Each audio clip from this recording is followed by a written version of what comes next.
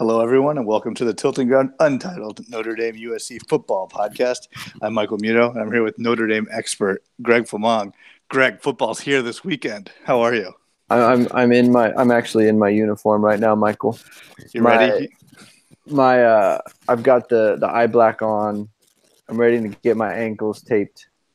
My wife looked at me in a very concerned way just now before she went to sleep, so I feel like I'm prime.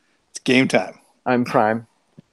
I need to find out how to hang in there emotionally for another 5 days, but I think I can. I think I can do it. What number do you wear on your game day jersey? What would you go with? What do I go with? Well, my number throughout. So I had two numbers in high school. I had 21, and in junior college I had 26. So, but we all know who your favorite player is. We all know it's Rocket. Everyone knows this is true, but I don't wear the 25 because that's Rocket's number. Oh, I like that. Yes, so that's not for me. If I was to play at Notre Dame, I would request 21. Okay, because that's just what I had in high school. That's what they gave me my freshman year, and I said, "Okay, this is my number. Great." And then I stuck with it. Yep. Yes, sir. Well, speaking of people getting numbers and coming out of high school, why am I so excited, Greg? What's the big news that has me jazzed? Clay Helton made the only decision that he could make. Which is? He named JT Daniels possible one-time senior in high school, now freshman in college. JT Daniels. He's the starting quarterback. At USC. At USC, yes. Come on, let's just revel in it. Just say it. Just live in the moment. I mean, look, it's exciting, but it seems to me like he was the best of maybe some not great options. No, that's because Matt Fink got second place. Like, he's the backup. Which I don't know what that says for Jack Sears. I mean, I'm not here to talk about Jack Sears. I'm not here to talk about Matt Fink. Well, you should, Michael. No, that's just you're missing the star of the show here. You're missing the main course. You're getting bummed out over appetizers. I don't know what to tell you. This is JT Daniels time. This is it. This is the real deal. He beat out two guys who knew the system, who were quality high school recruits, one who even had some game time experience with the USC Trojans, and an 18-year-old kid who only had one summer to learn the playbook, beat them out because he's that good. That's the narrative that I'm bringing. That's and that's fine if you want to go with that. It is a little bit weird, Michael. Nothing weird about it. I don't know if it's weird. It's just like it wasn't really like a big competition. It just wasn't. Well, because he's that good. I know, but what I'm saying is, like, look, if Matt Fink was the starting quarterback right now, we would be talking about them going like what, 6-6, maybe, right? Yeah, so maybe, yeah. So he's like, look. I'll put it like this. You take JT Daniels out of the equation. Ian Book is, if he is at USC, he is USC's starting quarterback. Over Jack Sears? Jack Sears couldn't beat Matt Fink out. Like, what are we talking about? I think there's, that may not be true. I think that the depth chart may Matt Fink has the game time reps. If Jack Sears is going to transfer, they don't want to waste his time by making him think he's going to play. Ian Book has played in games. That's true. He started and won on the road, and he threw 2 touchdown passes in the fourth quarter against a ranked LSU team who had a really good defense. That's true. He would be starting for USC right now if JT Daniels wasn't on campus. Okay. All right. I mean, that doesn't matter because JT Daniels is on campus. He is. We don't need to play what if. We don't need to have straw man arguments. We have JT Daniels. That is correct. And Clay Helton made the right decision for once in his life. It was really the only choice. It really was, because after he blew it with Darnold, he has to do it. He had to. The city would have turned on him. He would, and the thing is like you can't lose. You can't lose a game. You can't lose if you don't go with the young kid, and they would have. And it just like I texted you, it's job security for him. He's locked into at least the end of next year. Exactly. It doesn't even matter what happens this year. It's like, well, we went with the young freshman, which everyone wanted. Like, you can't blame him for that. It's the Gatorade high school football player of the year. Exactly. Sports Illustrated high school sportsman of the year. Yes. Please get the accolades right. The local boy. Or add them. Yeah, the local hero. His parents live in Long Beach to be closer to USC games. They can take the blue line, Michael. Yep. Public transportation. Get off at Exposition. Right there. Right there. Right there. Well, look, it's an exciting time. If I was you, I'd be pretty fired up. Regardless of the caveats that I threw out there. I know. You're trying to rain on my parade, and guess what, Greg? I live in Southern California. It doesn't rain here. It does not rain here. That's true. Yeah, that is a fact. That is correct. So I assume you're not really sweating the UNLV Rebels. No, I'm not. I do have some facts here that made me especially mad. So you'll hear this. Yeah, mad. Oh yeah, mad. I got bulletin board material, Greg. UNLV gave you bulletin board material. It's personal. So first of all, the two best players at UNLV have fantastic names. Their quarterback's name is Armani Rogers, and their running back's name is Lexington Thomas. Very good. Those are great names. Lexington is very strong. Yeah. Anyways, so Armani Rogers lived in Southern California, wasn't born here, whatever. Went to Hamilton High School. In the national championship Rose Bowl game, Mr. Rogers was there, rooting for Vince Young and the Texas Longhorns. Oh my! Just what? Just and how dare he bring that up in his USC pregame media blitz? I don't care if he's the MAC or the Mountain West Freshman of the Year from last year. I don't care. There's no time to just put salt in that national title loss wound, Armani Rogers. I told you, he got me mad. He's keeping it real, though. He could have lied. He could have lied, I guess. I mean he likes Vince Young, whatever. Kudos to him for telling the truth. He was repping the Longhorns that night. He's the son of a former NFL player, Sam Rogers. I don't remember. No knock on Sam Rogers. I just don't recall. He was a Buffalo Bill. I think that's where Armani Rogers was born. One thing, though, that does concern me is the UNLV running Rebels are good at running. And in the past, just traditionally, the Trojans have had trouble with running quarterbacks and just stopping the run early in the season. So, it's UNLV. Like, they haven't been to a bowl game in like 2 years, I think, maybe even more. Could be 3 or 4.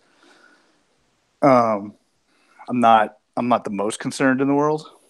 The nice part is the UNLV defense. It better not look good on Saturday.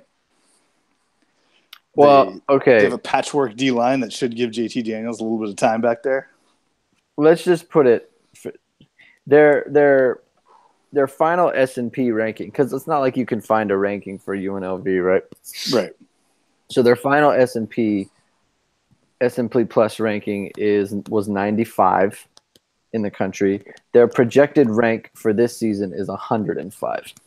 Ouch. They're not good. No. At the game of football. And they're projected to be 72nd in offense, 119th on defense. It's that second number that I like the most. Yeah, so this is a tune-up for USC before they get into the real games, and that's fine. I wish Notre Dame was going in that route, but that's It is what it is. They did that last year. So I guess my question for you is what can happen on Saturday that will make you feel good? Like, what are you looking for? I need at Beyond least the one. quarterback. Beyond. Well, okay. All right. I was gonna say I need at least one Amon-Ra St. Brown, JT Daniels touchdown. Okay. He's not a starter, by the way. He's not a starter, but he's the third best, at worst, the third best wide receiver on the team. So I imagine he'll get some playing time. Wait. You think he's better than Velus Jones? Is that what you're? Oh yeah. Because Vaughns and Pittman are pretty good. They are good. I mean, look, when all's said and done, he might be better than those two. Well, right. Right now, he is no worse than the third best receiver on the team. I'm fully confident in that. So you expect he'll see a lot of the field? Yeah. Okay. He could be returning kicks. He's returning punts. Oh. I think Michael Pittman was all Pac-12 in special teams last year. Well, see, here's the thing. You have Michael Pittman's dad, who is super, he's willing to call the coach and sit in his office and tell him, hey, my kid needs to play, and then have it happen. And then you have the Amon-Ra St. Brown. You have the St. Brown trio clan with their father, who doesn't meddle that I know of. Yet.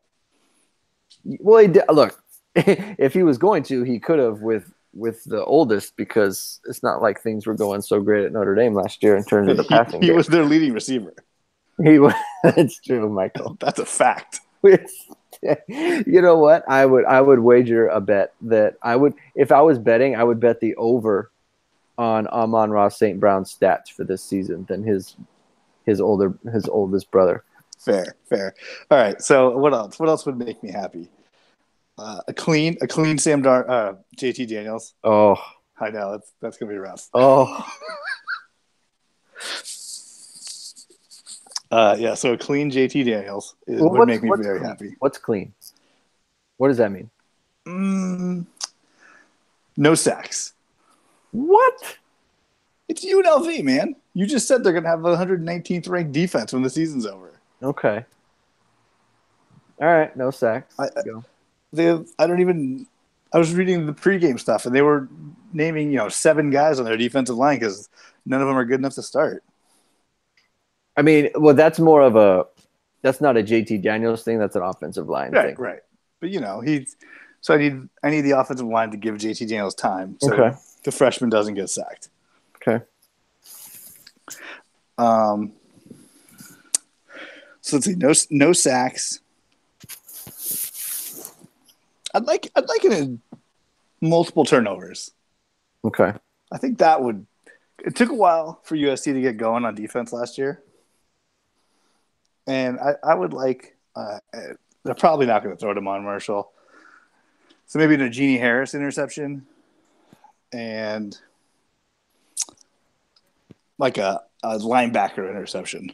Take your pick on whomever. Okay. That would make me happy. Just someone in some great zone coverage, just dropping back, reading the field, and boom, undercuts a route or something. I don't know. Gets a nice little linebacker interception. Okay. That would make me happy. I'm very curious to see if this Cedric Ware thing is real. I don't think. I mean, like we kind of touched on it last week. Like, is he really the starting running back, or I don't think so. Like a Stephen Carr show eventually. They're just making sure Stephen Carr can go because he got hurt last year. From the health standpoint. Yeah. You're not going to waste him on UNLV when Cedric Ware is good enough to beat UNLV. Yeah. I mean, he's running for over 100 yards a couple times against Pac-12 opponents. It's very doable to do it against UNLV. Yeah. So I'm curious how USC is going to be scoring in this game. Like, can they run the ball? Because they play Stanford next, right? Yes. At Stanford. Right? Yes. Right. So it's like, that defense is going to be real. Yeah, I don't know specifically how good they're supposed to be, but I mean that's Always a tough opponent. They're yeah, Stanford. exactly. Um, so it's like, is the line like I feel like it's assumed that they're going to be a good running team with like a good line and everything, but it's like, are they like hovering around 4 yards a carry? Like, are they running through open holes and they're moving the ball that way and that's why they're scoring, or are they scoring because UNLV does UNLV things? It's like, oh, like did they drop a punt? And it's like, oh, we got it. Or did they fumble? Did they have a sloppy fumble, a like fumbled pitch or a Right. backwards pass or something like that? Something happens and it's like, oh, and we got the ball, on a short field. Like, are they scoring on a lot of short fields? Are they able to sustain drives?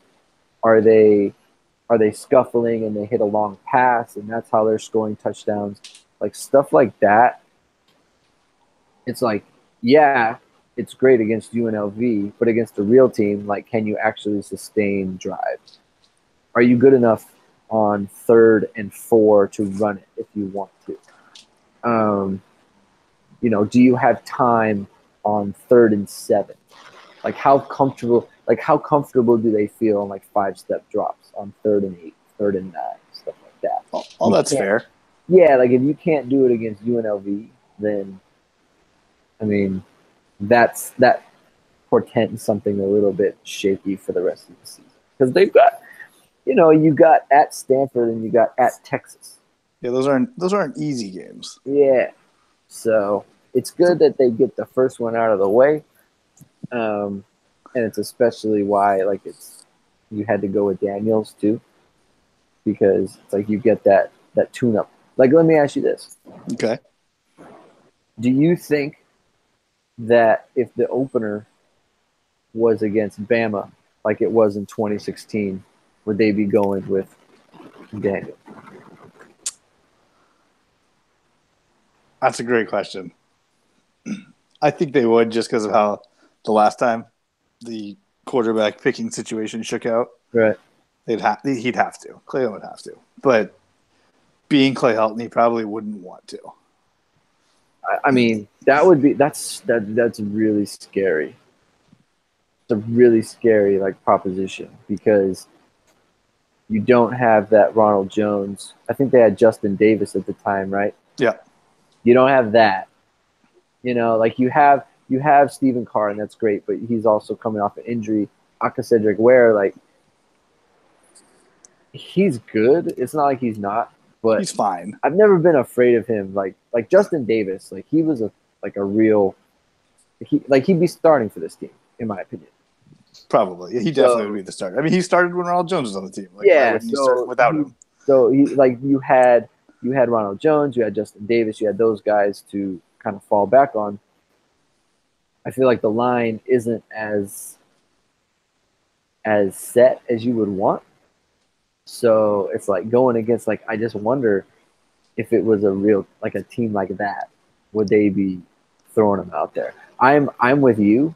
I think they probably would just because like those other guys aren't really even credible. I mean, maybe I'm underselling those guys. Like I think a little bit because maybe most of them did play against Stanford last year. right. Like, it's not like they haven't done this before.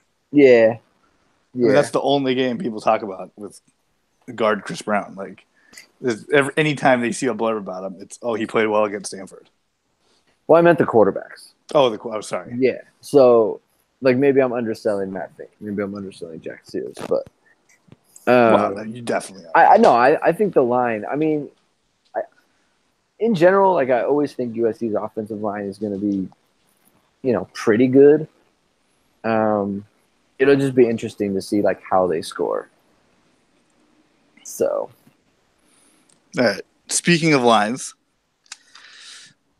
Vegas Insider has this USC is a 26.5-point favorite. It's gone up since JT Daniels was named the starting quarterback. The 63.5 over under. I'm gonna go. I'm taking the point. Or no, I'm giving the points. Excuse me. I'm giving the points. See, we're rusty. right, Football's back. I'm giving right. the points. I'm going over. Over's a real homer call, but I'm Give doing the it. points. Okay. I mean, no, that's not. I think there's going to be a lot of. I think he's going to throw like 5 touchdown passes. I kind of agreed. I'm trying not to be too much of a homer. I think they're going to get. I think they're going to get. I think they're going to get Tyler Vaughn's on a deep one. I think Velus Jones will get a deep one. I think Amon-Ra will get a deep one. I think they're just gonna they're gonna open it up. Just look at what we got. I think they're just gonna let them sling it.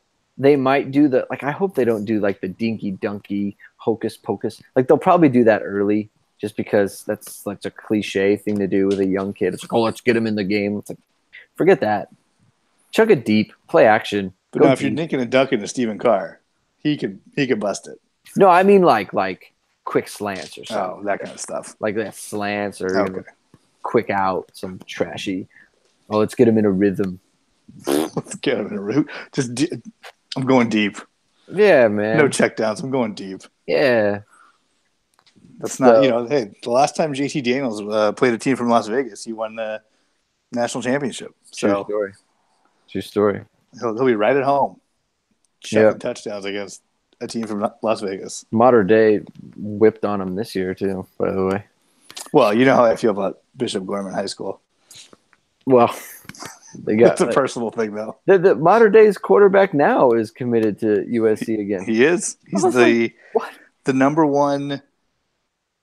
Is he the number one dual threat? There's 2 kids in California who are like the number 1 and number 2 quarterbacks. He looked pretty dual thready to me. I saw a couple clips. I was like, "Oh, okay." Is he? What grade is he in? That's a great question. I don't know the answer to. He's got to be. See, this is the thing is like he was committed. He can't be more than a junior, right? Because why would you commit? Yeah, that's a great point. Why would you commit? That'd be stupid. Your buddy is just like now the quarterback, so you figure you play this year, you redshirt 1 year, and Daniels leaves after his junior year. So, is the plan? Yeah. It's just nice to know that the best quarterback in California, just goes to USC every year. That reminds me of the article I want to talk to you about. Before we get to that, though, I will also give the points. And what's the over? 63? 63.5. Also gone up since JT Daniels was named the starting quarterback. So that's like, I don't know, 49-17. Yeah, USC's getting to the 40s and UNLV's getting 66 points. All right, I'll take the over. That's fine. So, did you see the article that like a Notre Dame beat writer wrote about Clay Helton? It's part of his like previewing each opponent kind of thing. No, you did not send that one to me. No, I absolutely did. You need to check Twitter. Okay. Fair. Like just once in like 2 weeks span. So the Doug Farmer, and this is not like I'm not flaming him or anything. Like I like him. I follow him. Like I think he writes smart things.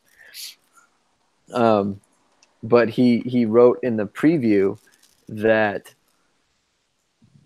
like Notre Dame fans don't want to hear this, but 2018 might be the season where Clay Helton like solidifies himself as an outstanding coach. Ooh. And I replied, like, actually, I love that you wrote this, and I hope everyone in USC feels the same way. Please keep him forever. and part of his logic was, or part is not logic, his reasoning was like his teams finished strong. And I was like, okay, like that's true, right? Like at the end true-ish. I mean, yeah, like I mean, you know, after they got walloped by Notre Dame, I think they've lost 2 of the last 3 bowl games, but whatever. Well, but after they walloped by Notre Dame, they They kept it together. They kept it together when it could have fallen apart. But it's like, okay, that's true. Like, I feel like that is looked at through the prism of a Notre Dame follower. Not a follower, but he's like, he's on the Notre Dame beat. And so I think when you look at situations through the lens of a Notre Dame beat writer, whereas if you look at it through the lens of a USC person, it's like, why do you get credit for holding it together after you lost by 35 with the number 2 pick at quarterback? Like why do you get credit for that? Why do you get credit for coming back from 1-3 in 2016 when the number 2 pick was sitting on your bench for the first 4 games? Like, right. No, totally. You already messed that up. And it's like, it's have a hard time.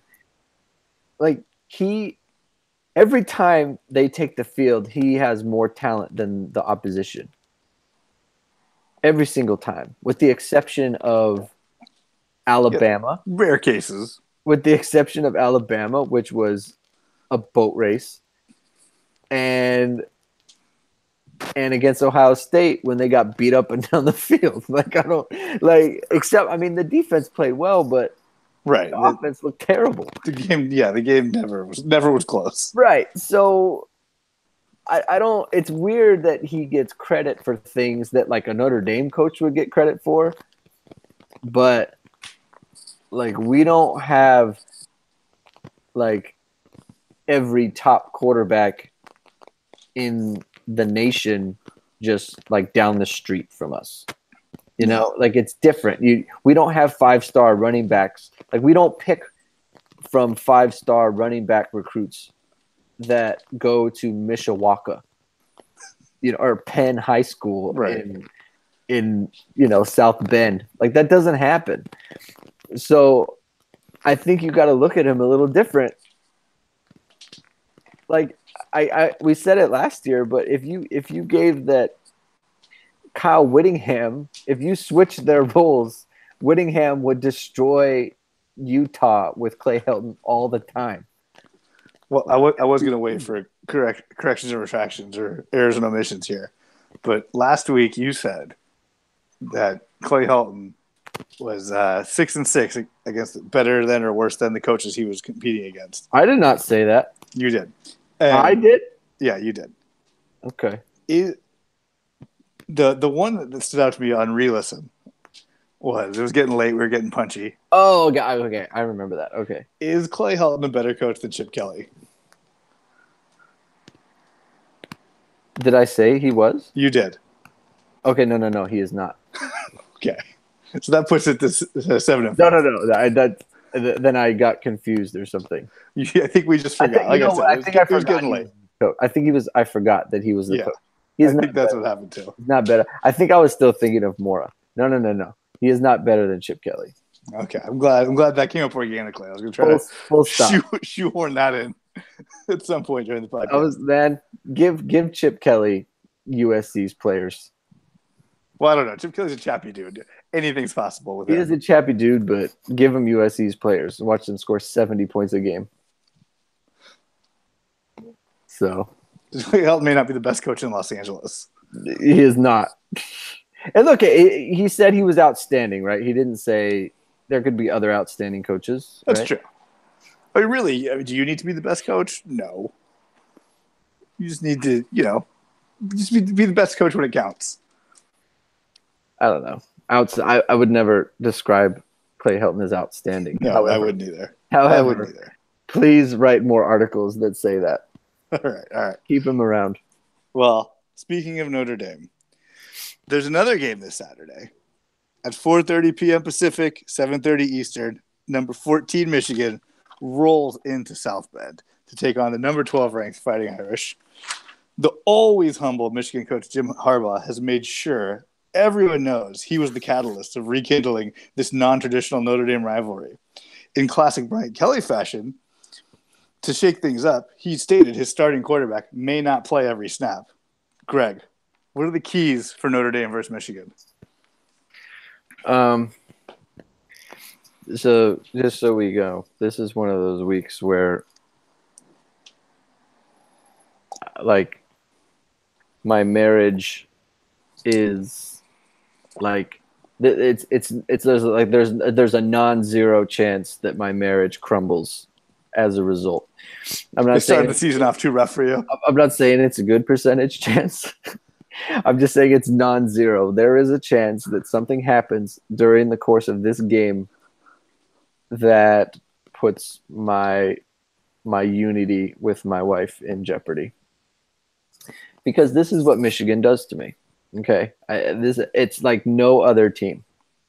Not even USC like drives me crazy like Michigan does. Like Michigan, I don't like them.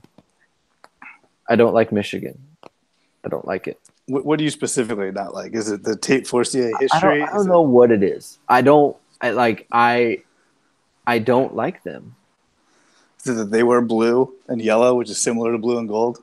It's the regional thing. I think it's the Bo. I didn't like Bo. Schembechler. Yeah, I was about to say, I'm like, Greg, I don't know if people who know who Bo is by first name basis listen to podcasts. I don't know. It was that. Like, I don't know what it is. And maybe it's like I didn't like that the Desmond Howard catch was like a catalyst for him winning the Heisman.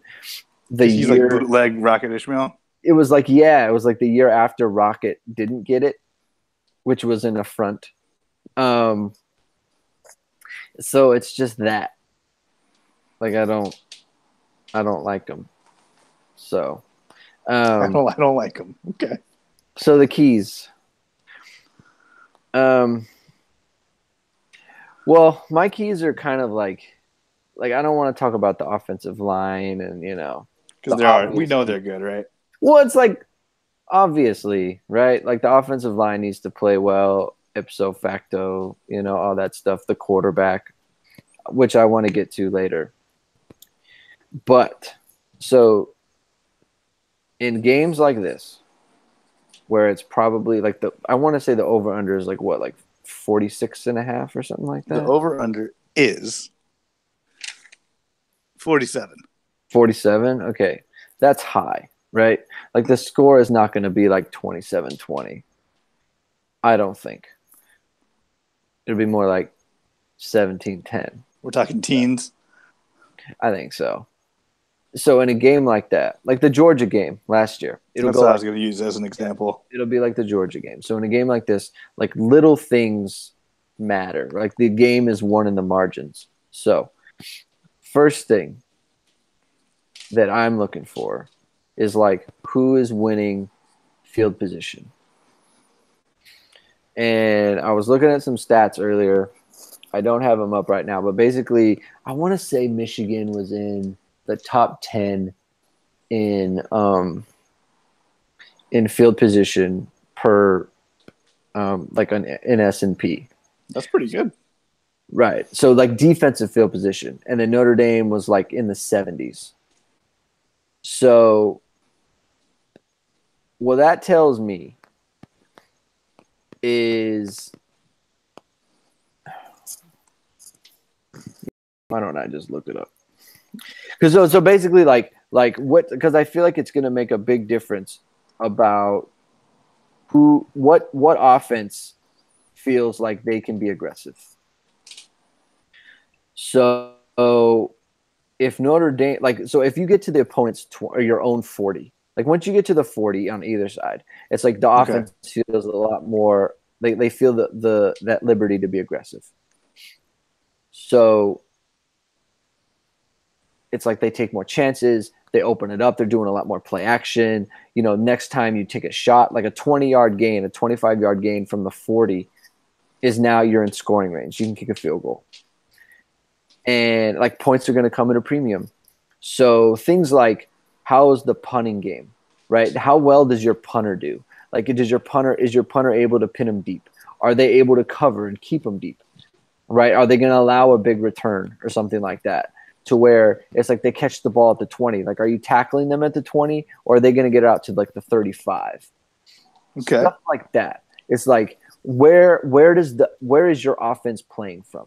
Because if you're starting from the 20 on every possession or most of the possessions, well, that means you have to do a lot more against a good defense to get in the scoring range. That's hard work for your first game of the season.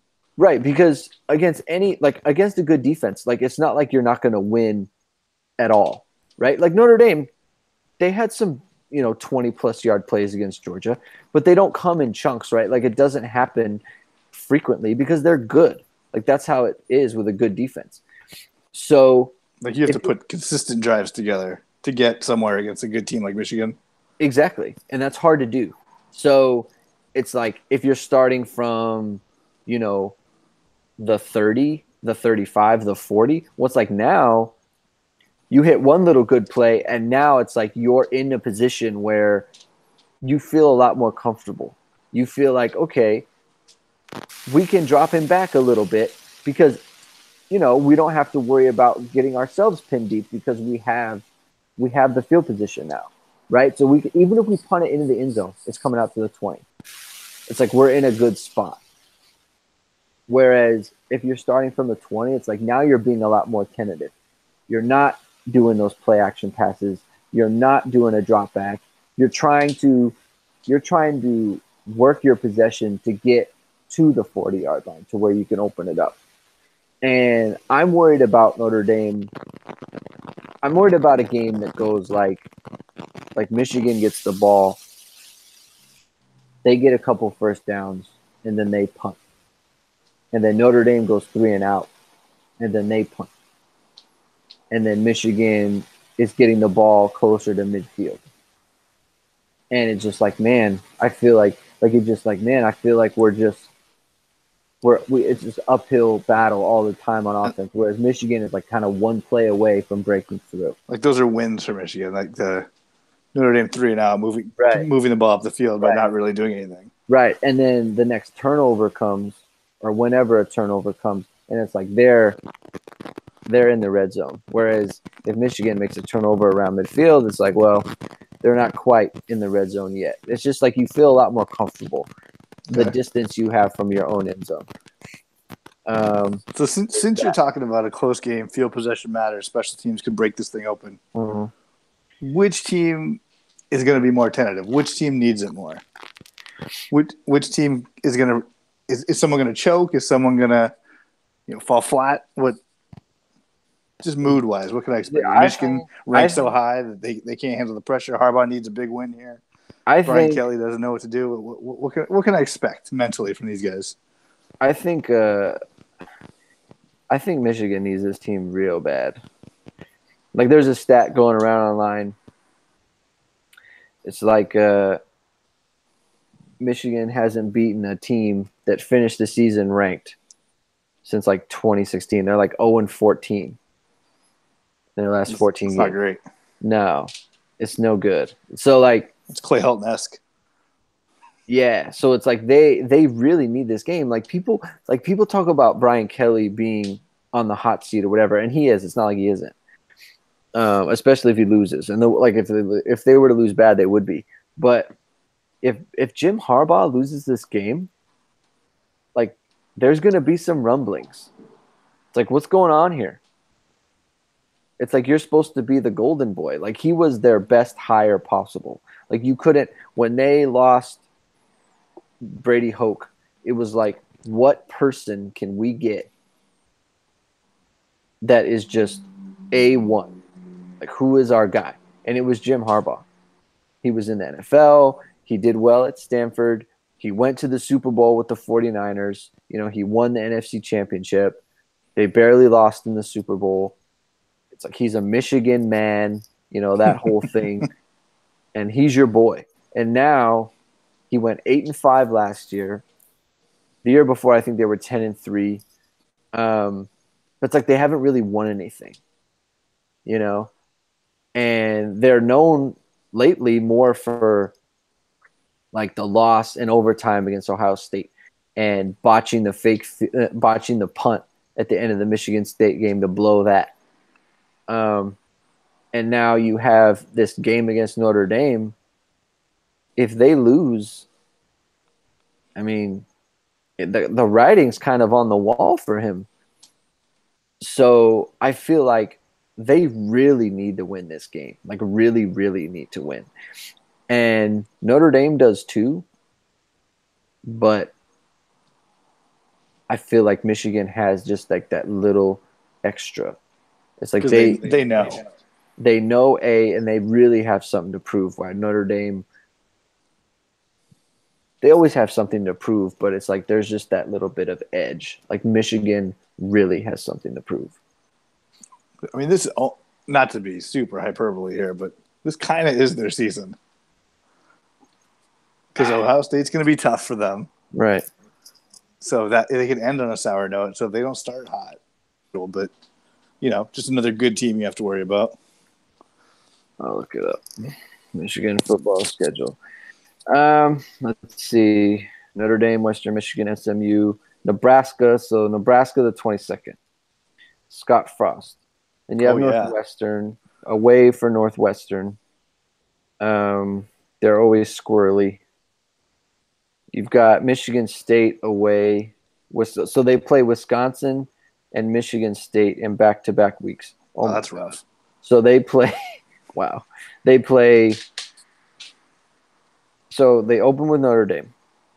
Then their schedule is a lot like Notre Dame's, actually. So they open with Notre Dame. Then they play Western Michigan trash, SMU trash. Nebraska, who knows what they're supposed to be. Right. Frost. Then you have Northwestern, who's squirrely. Then you have Maryland, who's, I mean, a dumpster fire. Yeah, let's not. I mean, they get the two, most controversial coaches in the nation. And then they have Wisconsin, home, away, Michigan State, and then a bye, and then home, Penn State. Who's always, late. Who's been good of late? So Wisconsin 4, Michigan State 11, Penn State 10. And then you finish with Ohio State. So that's pretty in the middle there. I mean, they're going to be tested. So an early win would be very nice for them. It would be nice. If you lose to Notre Dame, I mean, you're looking at least 3 losses. Well, that's not good for Jim Harbaugh. You just are. Exactly. And then you're 9-3 again. And it's like you're spinning your wheels. You're kind of like where Notre Dame is. Now, they're never going to fire him, but maybe John Harbaugh gets a little bored, And now, look, right. He'd probably hang on to play Notre Dame, in their own stadium next year. But I mean, he did make the call. He did. He's made the call. So they really need to win this game. Okay. All right. So I think we've been beating around the bush. Talk to me about Notre Dame quarterbacks. What is Brian Kelly doing? Saying that, Brandon Wimbush, he's the starter, but he's not going to take all the plays. Is this good? Is this bad?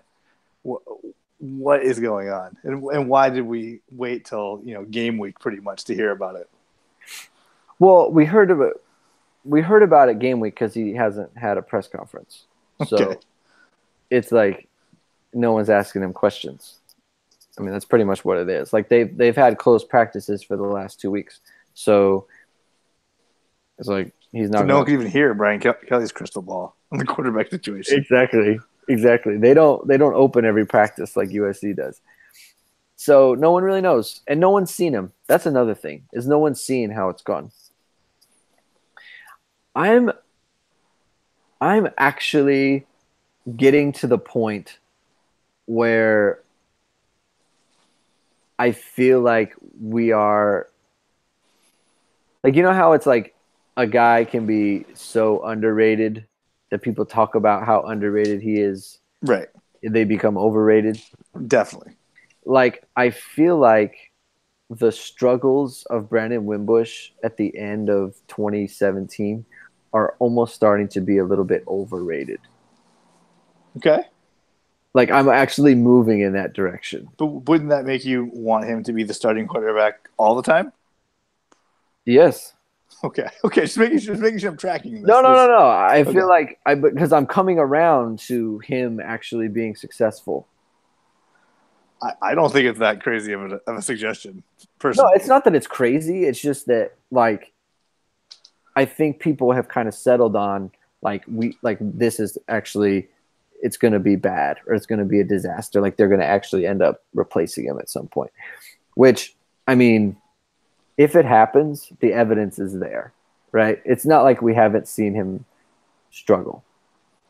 We have, but I feel like we're overrating what happened at the end of 2017, and we're just kind of overlooking how he played in the middle of that schedule against some really good teams. When they got up to ranked number 4 in the nation, number 3. Oh, 3. I mean, yeah. So see, I just undervalued them. Right there. Like they were playing well.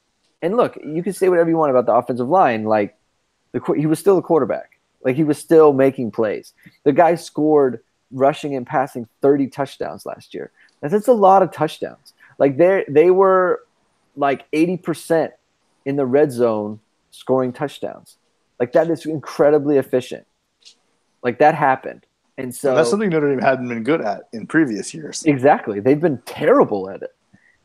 And it is kind of funny to me how like people in the last like, I don't know, 15 years, people have been clamoring for like, go back to Lou, go back to the way it was in the late 80s, in the early 90s. Tony Rice isn't walking through those doors. Yeah, like Tony Rice. Well, just not like just the focus on the run game, right? Like focus on that kind of mentality. Not so much Tony Rice, right? Because it's not like Rick Mirer was chucking the ball over the place. Rick Meyer's stats in 1992 were the same as Brandon Wimbush last season, passing. And Brandon Wimbush was a lot better runner. So it's like Notre Dame wasn't chucking the ball all over the yard, when Rick Mirer was the quarterback. And I think it's funny that now you have Wimbush, who is like Rick Mirer, who is like Tony Rice, and nobody wants him. Everyone wants the backup. And it's like Brian Kelly's telling you, like we are choosing to be a running team because we saw Ian Book play. He can move the ball, right? It's not like he can't run. He broke off some long runs last year. Like he had big runs on some key situations against LSU. Like he can scramble. He has like a 50-yard run, 60-yard run to his credit last year.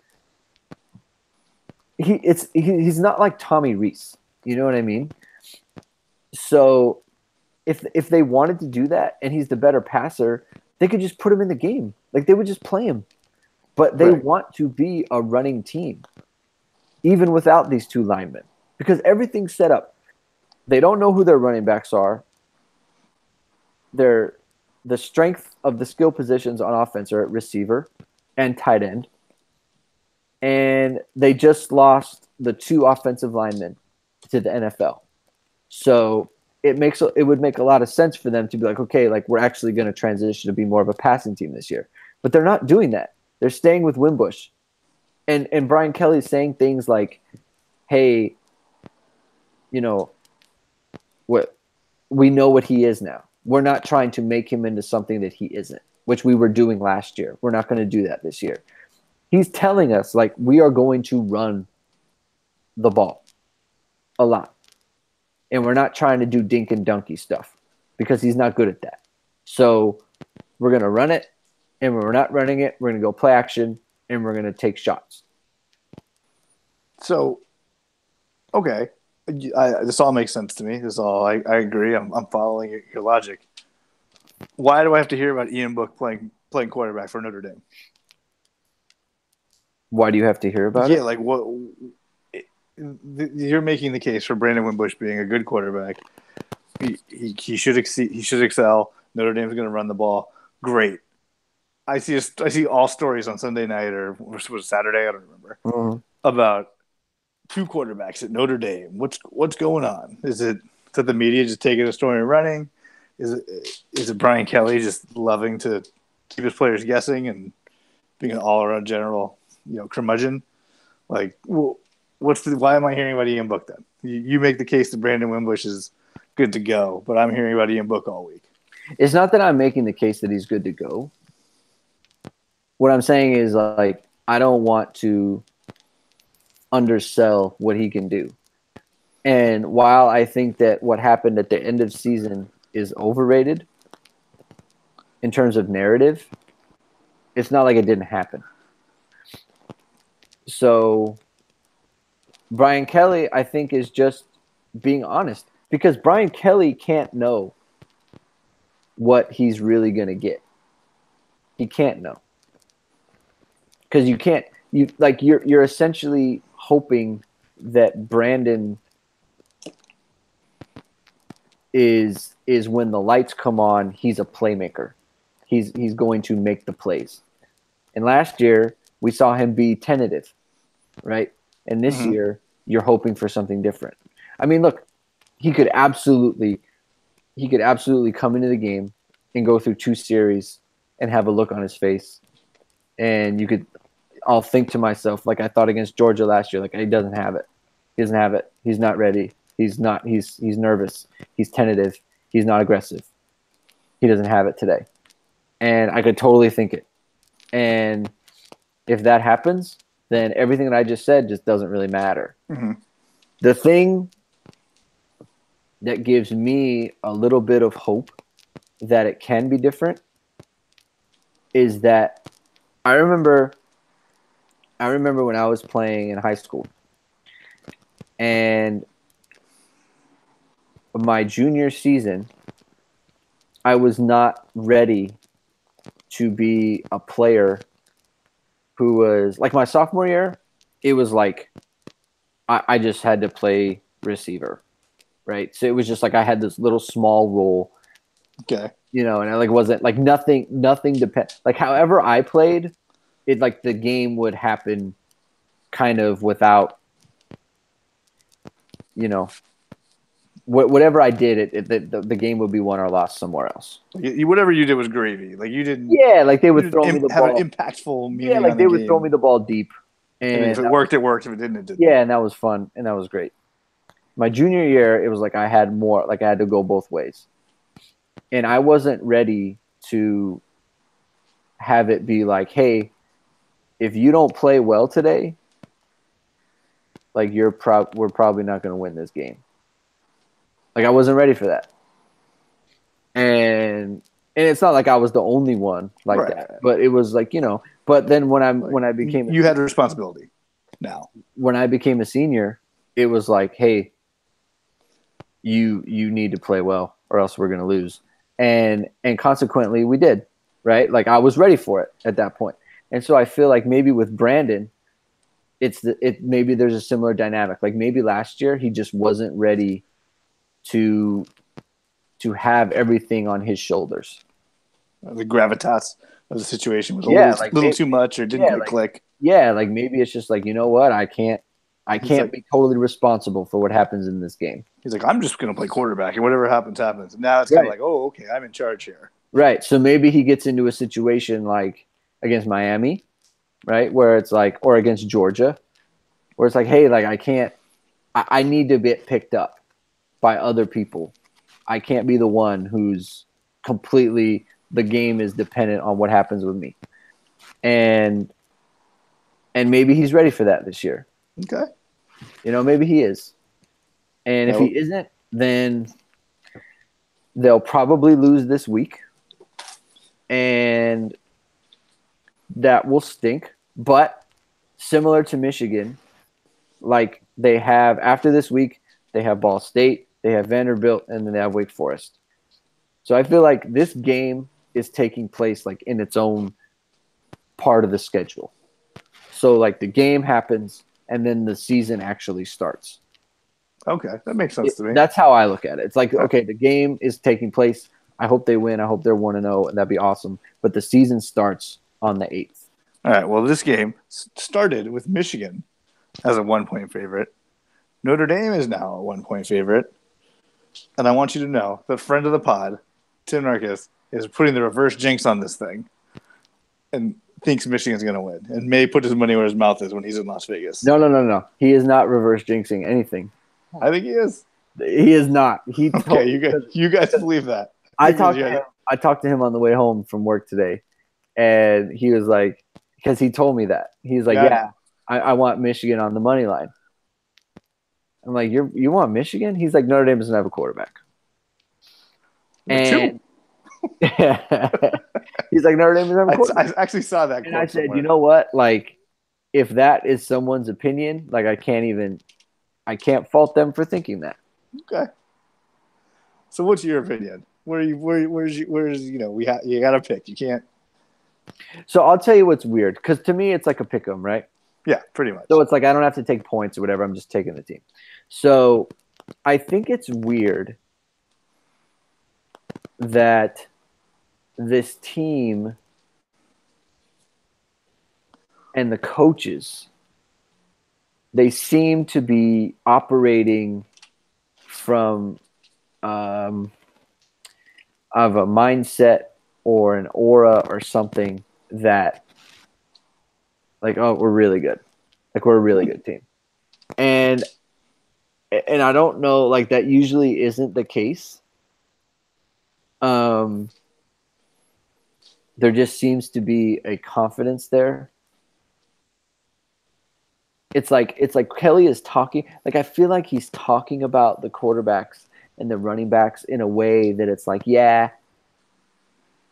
I'm not really sure like how good they are, how this is going to actually go in terms of their performance, but like we're going to win the game. It's not that. It's just that I wonder if they're going to play as well as I think they can. And that's like weird. Like that aura to me is a strange thing. I don't know where it comes from. Pro or con? In a pro. Okay. Like that's what makes me think like most of the summer I have felt like, man, Michigan's going to win this game. And it might be just like, you know, there's an excellent chance it's just like puff pieces that I'm reading. Not puff pieces, but like beat writers interviewing Notre Dame coaches. And it's like, what are they going to say? Articles with a homer spin. Yeah, like they're interviewing the coaches. So like, what do you know? They can't come in, you know, they're going to, how bad things are. They're going to have an optimistic viewpoint, right? Like that makes sense. But it just seems different. And so that makes me think that they, you know, they see this team all the time. They see them every day. And it just makes me think like, oh, they think they have got a good team here. You're beating around the Wimbush here. What's going to happen? Oh, so I'm going to say Notre Dame wins. Okay. All right. Notre Dame, 21-17. Yes. Notre Dame scores 3 touchdowns. Michigan scores 2 and a field goal. That is not as much. Bang the under. Oh yeah. Yeah. Lock of the week. Okay. All right. Yeah. Fantastic. Well, the season's here. I can't wait. Oh, one note I forgot from the USC section. The game is on the Pac-12 network. So when you can't find it because you have DirecTV, the game is on the Pac-12 network. I wonder if that's on. I don't think it is. I was going to say because I have YouTube TV. I don't know who YouTube broadcasts. It's not on Hulu. I saw that. It's not on Hulu? I don't think it's on It wasn't on their slate. I'll check right now. I don't think it is. Notre Dame is on Hulu. I'm pretty sure Notre Dame's on Hulu. Well, Notre Dame's on YouTube TV too. Okay. I get NBC and NBC Sports Network. It's in 4K Ultra HD. I saw that commercial today. Do you really think that I would? You really think that I would choose a streaming device that doesn't give me Notre Dame games? I mean, that just hurts my feelings. Hold on. Yeah, I'm pretty sure I don't. Let's see. No one gets the Pac-12. I get the Big Ten network. Yeah, me too. We get Prime Ticket, Fox Sports West, FS2. I told DirecTV. I got mad at them. I said I can't even watch the Pac-12 games. I can watch Bowling Green women's softball games. I can't watch the Pac-12 network. They gave me the MLB package for free. Great, thanks. I can't tell you how infuriating it is. Like Notre Dame, this is where like things just don't matter. Okay, Notre Dame, every single game that they play is either on network TV or it's on cable, right? Like there's no way it's not on ESPN or ABC or NBC or CBS, right? Right. There's no chance. Except for when they play on NBC SN. But everybody has that, right? Everyone has that. they can't. I mean, recruiting for them is like it's like yeah, we got to settle for these 4-star guys. Like USC, how many games a year do they play on the Pac-12 network that just like no one gets? At least 2. At least 2, if not 3. Yeah. And it's like every game against Colorado, Pac-12 network. And those stupid Thursday night games. Ugh. Oregon State, Pac-12 network, right? They just get recruits all over the place. It's like people aren't seeing your games. Doesn't matter, man. It's so annoying. Doesn't matter. Ugh. I see the cardinal and gold everywhere. A tradition like no other. No, that's something else. Yeah. All right. Follow Greg on Twitter. He's Greg2126. Now you know why the numbers, where they came from. If you were listening, 2126. Got this far. There's a secret. He is the best guy at uhnd.com. That's right. I hope they got this far so they could hear that. So follow him on Twitter. He writes articles at uhnd.com. Michael Mito on Twitter. We'll be back at our normal time. Oh, actually, no, we won't because it's Labor Day. So great job, us. Yeah, so it's got to be Monday because Sunday night the wife and I were going out to dinner. Yeah. Yeah, so, we got a date. Nice. Take that, kids. Yeah. I will be so we'll be back at the beginning of the work week. So it's Tuesday we'll tell you all about Notre Dame versus Michigan and how JT Daniels' first start went. Everybody, thanks for listening. Fight on. Go Irish!